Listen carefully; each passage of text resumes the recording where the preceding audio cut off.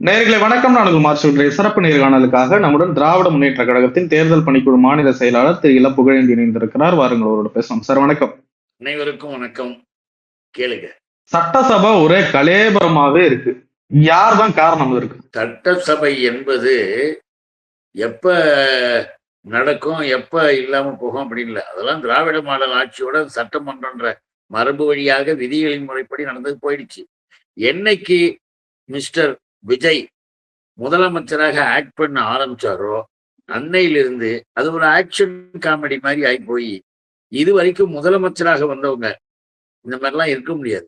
பேசுறது கிடையாது, தன்னுடைய துறையை பத்தி என்னன்றது தெரியாது, யாரையாவது திரும்பி பார்க்க வேண்டியது, ஒரு சாவு வீட்டுக்கு போன மாதிரி மூஞ்சி இருன்னு வச்சுன்னு உக்காந்திக்க வேண்டியது, அமைச்சர்களே யார் எவருன்னு ஒருத்தருக்கு தெரியல. அப்புறம் நாம என்ன சொல்றது, இதெல்லாம் நான் அரசியலுக்காக சொல்றேன்னு நினைக்காதீங்க. பொதுவான கருத்தாக பார்க்கின்ற பொழுது மாநிலத்தின் சட்டமன்றம் என்பது அதனுடைய இயக்கம், அந்த இயக்கத்தினுடைய நிலைகள்ல இதுவரைக்கும் இருந்ததும் தமிழ்நாட்டுல இந்தியாவுக்கே முன்மாதிரி என்று திராவிட மாடல் அரசை எல்லாருமே பாராட்டினாங்க.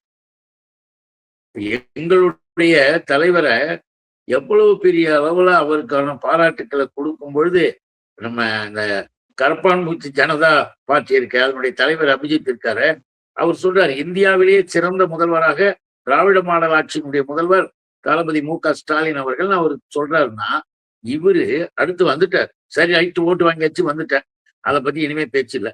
வந்ததற்கு பிறகு ஒரு முதலமைச்சராக இருக்கணும். சும்மா முதலமைச்சர் ரோல் செய்யற மாதிரி இருக்கக்கூடாது. சந்தேகம் என்ன வருதுன்னு கேட்டீங்கன்னா அசம்பிளில, ஏன்னா ஸ்பீக்கர் கொஞ்சம் அனுபவம் வாய்ந்தவர், சட்டப்பேரவை தலைவர் ரொம்ப நாளா இருந்தவர். அதனால அவருக்கு என்ன பண்றதுன்னே தெரியாம அப்படியே தடுமாறிக்கிட்டு கஷ்டப்பட்டுக்கிட்டு இருக்கிறதையும் நம்ம பார்க்கிறோம்.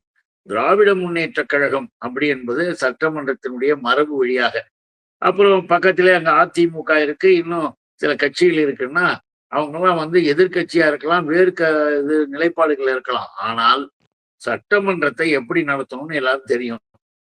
இப்ப இருக்கக்கூடிய மிஸ்டர் விஜய் அவர் சொல்லிட்டு இருக்காரு இந்த தாவேக்கா அதுக்குதுன்னு, அவங்களுக்கு எல்லாம் ஒண்ணுமே எந்த கவலையும் எந்த பிரச்சனையும் கிடையாது. அதனாலதான் பாஸ் பண்றது கூட சரியா பாஸ் பண்றது இல்லை, சட்டத்தையும் சரியாக மதிக்கிறது இல்லை. இதெல்லாம் பார்க்கின்ற பொழுது நீங்க கேட்ட கேள்விக்கு என்ன பதில்னா, சட்டமன்றம் அதாவது நல்ல ஆட்சி நடக்கவில்லை, இப்பொழுது ஒரு காட்சி நடந்து கொண்டு இருக்கிறது. இதற்கு என்ன சொல்வது என்ன செய்வது என்று நமக்கே தெரியல. அதைத்தான் இங்க நான் என்னால சொல்ல முடியும். முஸ்லிம்களுக்கு எதிராக இருந்தது திராவிட முன்னேற்ற கழகம், முஸ்லிம்களை தீவிரவாதி என்று சொன்னதுன்னு 2 இஸ்லாமிய உறுப்பினர்களை வச்சு பேசுறாங்க.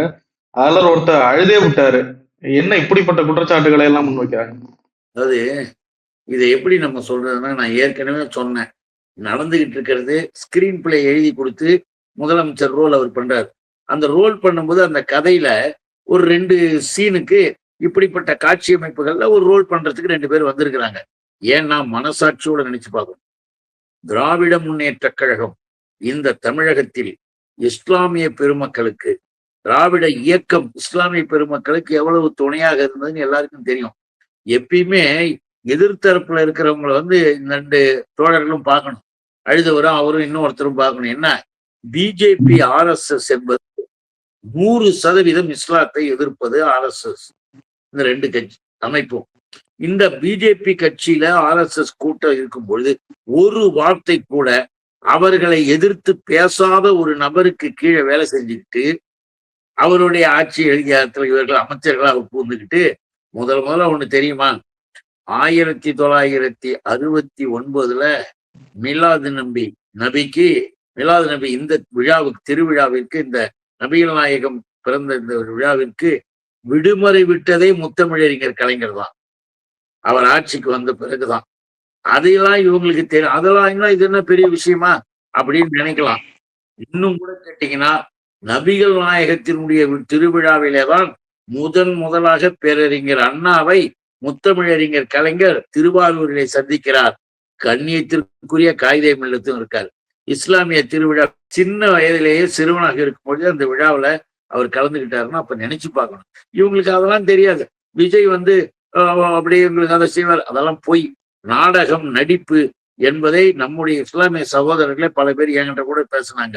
இதெல்லாம் என்னங்க இப்படி பேசுறாங்க ஏன்னு கேட்டீங்கன்னா, உருது பேசுகின்ற இஸ்லாமியர்கள், இந்த இஸ்லாமியர்கள் சம்பந்தமெல்லாம் யார் கவலைப்பட்டார்? விஜய்க்கு தெரியுமா?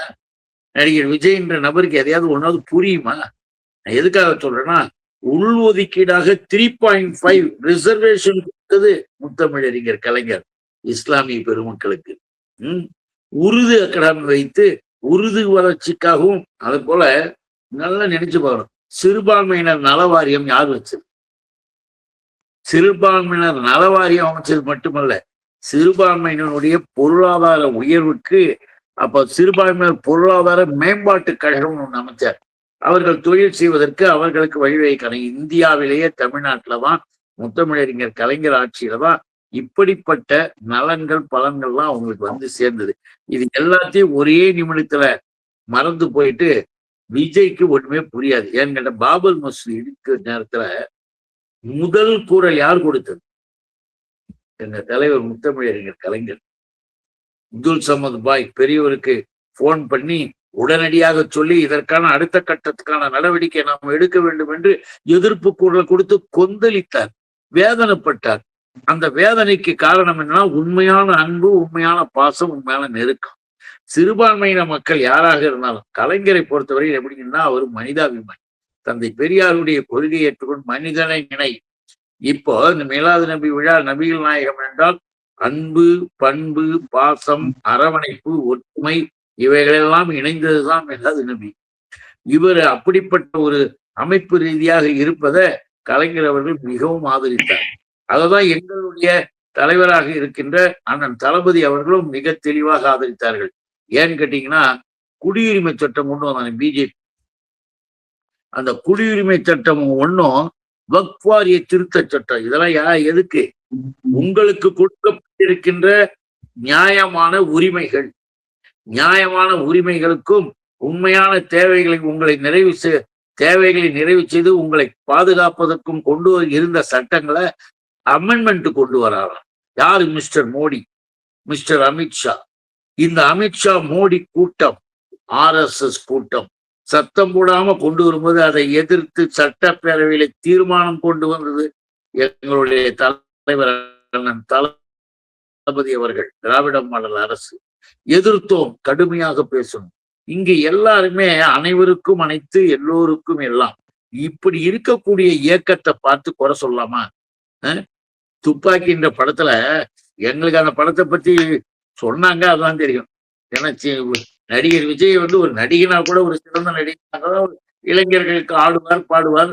அவங்க இன்னும் அந்த தோழர்கள் கூட, அந்த தம்பிகள் கூட இப்ப ஏமாந்துருக்காங்க. ஏன்னா சட்டமன்றத்தை பத்தி நீங்க கேட்டீங்கல்ல, அதுக்காக சொல்ல வரும். இந்த இஸ்லாமிய பெருங்குடி மக்களும் ஒண்ணு புரிஞ்சுக்கணும், நல்லா தெரிஞ்சுக்கணும். இப்போ சில காரியங்கள், சில விஷயங்கள் நல்லா தெரிஞ்சுக்கிங்க. நம்ம அழுதார அந்த நண்பர், அந்த பாய், அந்த தோழருக்கும் சொல்றேன், இன்னொருத்தர், நீங்க எப்படி வேணா ஆக்ட் பண்ணுங்க, எப்படி வேணா பண்ணுங்க. ஆனா விஜயவே நம்பி கொண்டு ஓட்டு போட்ட தம்பிகள்லாம் கூட எவ்வளவு ஏமாந்து போறாங்க தெரியுமா? வேலை வாய்ப்புகள். இப்ப அந்த விமான நிலைய இடத்தை பரந்தூர் விமான நிலைய இடத்தை கைவிட்டாரு, வைக்க மாட்டான், வேற இடத்துல வைக்க போறான்னாரு. அதுக்கு 90% வேலை முடிஞ்சு போச்சு. 90% வேலை முடிஞ்சிட்ட இடத்துல அந்த விவசாய பெருங்குடி மக்களுடைய மனசு பாதிக்க கூடாதுன்னு அன்னைக்கு எங்களுடைய தலைவர் அண்ணன் தளபதி அவர்கள் 3 அமைச்சரை, அண்ணன் ஏவா வேலு, அன்பு சகோதரர் தங்கம் தென்னரசு, தாமு அன்பர், 3 பேரும் போய் அங்க உட்கார்ந்து பேசி 90% முடிச்சுட்டாங்க. அவங்களுக்கு கொடுக்க வேண்டிய நட்டையீடு தொகைகளும் கொடுக்கப்பட்டது. இப்படி அரசு கையகப்படுத்திய இடத்தை வச்சுக்கிட்டு இன்னைக்கு ஒரு டைலாக் பேசிக்கிட்டு ஏதோ ஒண்ணு செய்யறார். அதன் மூலமாக எவ்வளவு பெரிய பொருளாதார வசதியை, பொருளாதார நிலையில் தமிழ்நாடு வளர்ச்சி அடையும். நிறைய தொழில் முதலீடுகள்லாம் வெளிநாடுகள்ல இருந்து குவியும். இப்ப பல விஷயங்கள் எல்லாம் ஆந்திரா பக்கம் திரும்பிடுச்சு, கர்நாடகா பக்கம் திரும்பிடுச்சு. எங்க தலைவர் அண்ணன் தளபதி அந்த அயல் நாட்டு முதலீடுகள்லாம் பின்னாடி போயிடுச்சு. ஏன் விஜய்க்கு அது தெரியல? நல்லா தெரியுங்களா? இப்ப அவர் கைப்பற்றிய இடம் இருக்க, கைப்பற்றியது இல்லை, இப்ப அந்த இதை கைவிட்டாரு. அந்த இடம் இருக்க அரசின் இடமாக இருக்கு. அந்த அரசின் இடமாக இருப்பதை நீ எதிர்காலத்துல என்ன செய்ய? ஏன் இந்த வேலையை செஞ்சு தெரியுமா? விவசாயிகளுக்காக சொல்றதுதான் சும்மா ஆக்ட் பண்ணிட்டு இருக்கிறது. விவசாயிகளுக்காக அந்த விவசாய பெருங்குடி மக்களுக்கு எங்களுடைய தலைவர் நான் தளபதி திராவிட மாடல் ஆட்சி தான் நிறைய செஞ்சிருக்கு. ஆனா இந்த இடத்துல நீ செஞ்சதுக்கு காரணம் நன்றாக எழுதி வைத்துக் கொள்ளுங்கள். இன்னும் 6 மாசமோ இல்ல 1 வருஷத்துக்குள்ள அந்த இடத்தில் Adani and Ambani company corporate கம்பெனிகள் வைப்பதற்கு இடத்தை கொடுக்க போகிறதே நடக்கும்.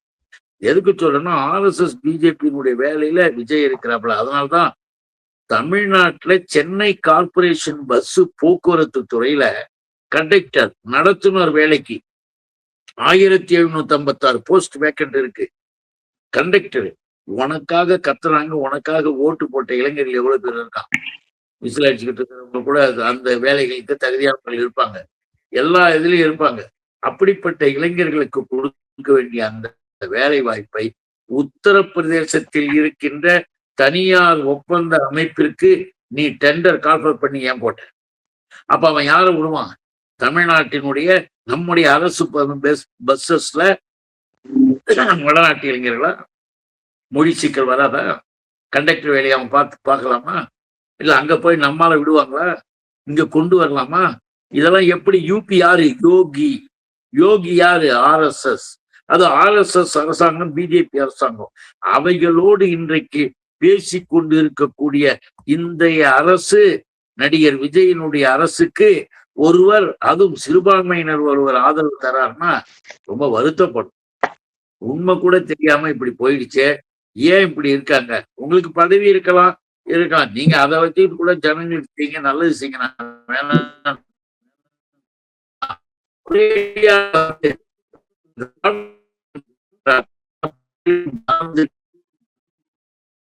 என்பதை செயல் என்பதற்காக தான் நம்ம சொன்னோம். நீங்க இந்த அவரை பற்றி எனக்கு தெரியாது. துப்பாக்கி திரைப்படத்துல தாடி வச்சுக்கிட்டு ஏதோ ஒரு குள்ளவை போட்டுக்கிட்டோ இஸ்லாமியர்களை துப்பாக்கி வச்சுக்கிட்டு தீவிரவாதிகள் மாதிரி ஒரு கற்பனை, ஒரு நிலைப்பாடுகள்லாம் அந்த படங்கள்ல வந்தது அப்படின்ட்டு அன்னைக்கு கடுமையான எதிர்ப்பு இருந்திருக்கு. அதே கதாநாயகன் கேட்கிறாரு, அவருக்கு ஐயோ இந்த மாதிரிலாம் இருக்கக்கூடாது, அது எப்படி செய்யலாம், நடிக்க முடியாது அப்படின்னு சொல்லலாம். அதெல்லாம் எனக்கு கிடையாதுங்க, நான் செய்வேன், எனக்கு என்ன இருக்கு அப்படின்னு ஒருத்தர் நடிக்கிறாருன்னா அவரை போய் ஆதரிச்சிருக்கு. ஆதரிச்சா கூட அது அவருடைய திமுக குறை சொல்வது தவறு.